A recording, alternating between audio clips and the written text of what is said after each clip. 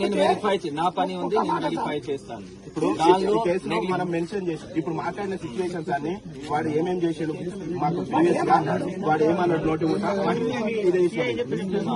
చూశాను, అది నేను చూశాను. మీరు రాశారు, ఆయన ముఖంలోనే చెప్తున్నారు నీ ముగాడు కూడా నేను చంపేశాను, అప్పుడు నీ కూడా చంపేస్తాను అట్లా బెదిరించాడు.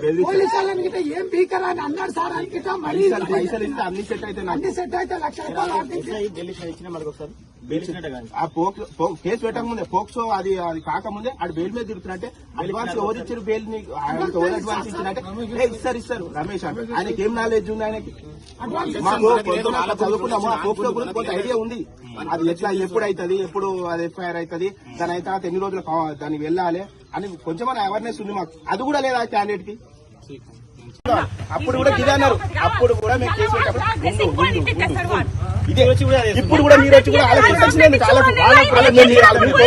ఇప్పుడు వాళ్ళకి బోట్లేం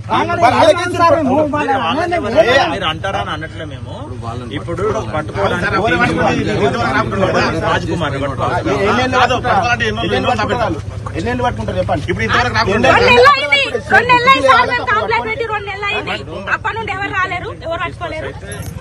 ఇప్పుడు ఇష్యూ